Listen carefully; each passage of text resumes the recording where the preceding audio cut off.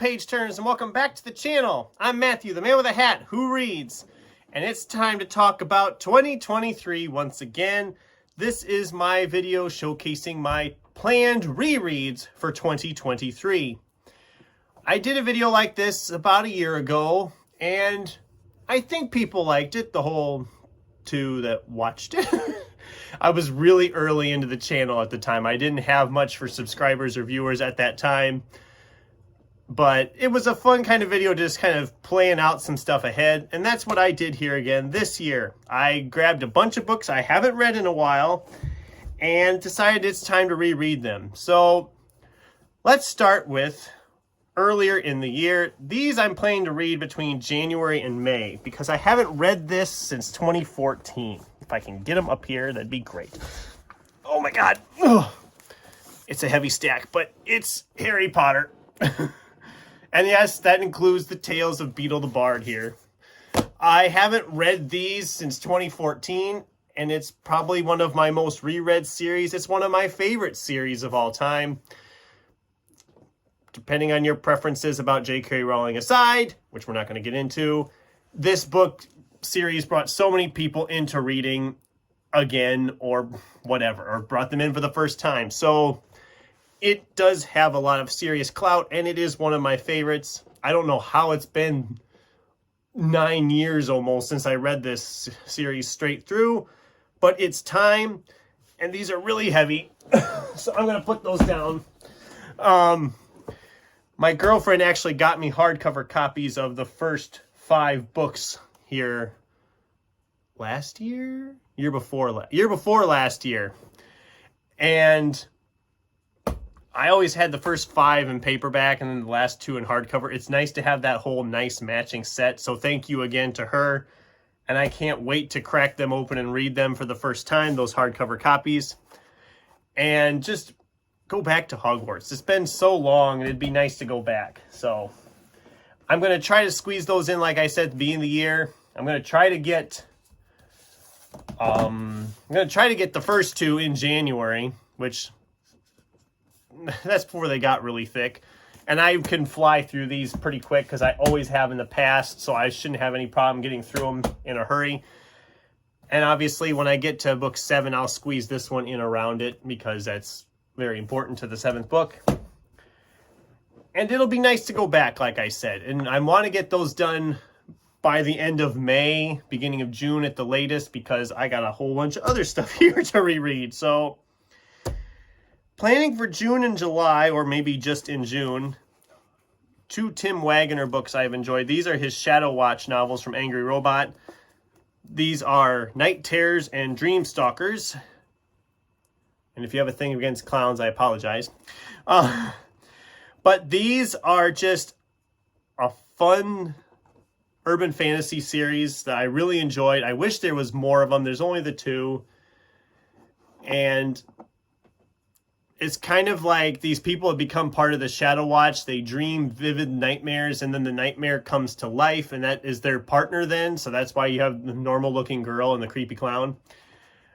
I loved these when I read them, but it's been a while. I think it was like 2016, 2017 I read these.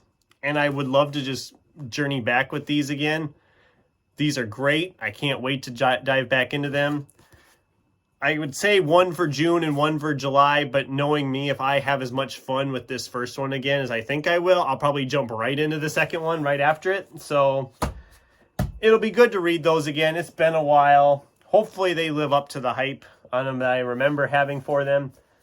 That is one thing I've noticed. Some of these books I've reread, I did not enjoy as much on the second time around. I mean, I know I'll enjoy Harry Potter again because I've read it as many times as I have. But those 2 worry me just a little bit if I will still love them as much as I think I do. These will be spread throughout the year because last year we did the Neil Gaiman novels. These are the short story collections I have. So we have Smoke and Mirrors, Fragile Things, which I still love that cover, and Trigger Warning. Now, Trigger Warning is the one I read most recently compared to these other 2. These other 2 were like 2012, 2013, and this was whenever it was published. I remember getting it when it was brand new from the library, but I love the short stories by him just as much as I love the novels, so I'm planning to kind of spread these out throughout the year like I did with the novels. So this one I'll read in April, this one in August, and this one in December. So every 4 months, it spaces them out pretty good, and I'll be glad to read those again. I'll be completely refreshed on all my Neil Gaiman that I have. I don't know if he's got any new stuff coming out. I've heard rumors about a new novel this year from him, which will be great to dive in with something new. So, okay, this one is probably the longest since I've read it. But I seen earlier this year people on their channels talking about how much they love Hitchhiker's Guide to the Galaxy. And I do too. But it's been so long. This was 2011 I last read this series, and it's time to break it out. This is my copy of The Ultimate Hitchhiker's Guide, 5 complete novels and 1 story. So yes, this has, I think, the first 5 novels in the trilogy. And it's a nice edition. I mean, you got the nice gold trim pages. It's a nice hardcover book. I haven't read this in a long time, and I'm looking at it. I have the bookmark in the middle of a story, so I don't know if I just threw it there at one point, or when I was putting it on the shelf or moving it around, or if I actually did read all this now. I'm questioning if I actually read the whole series when I got this copy. It's only like in the 3rd chapter of So Long and Thanks for All the Fish, so I don't know. Maybe I didn't read the whole thing before.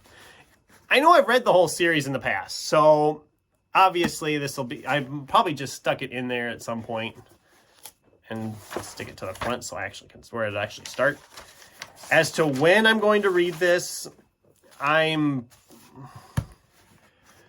planning for Sci-Fi September, but it's a pretty thick boy to be reading in just September.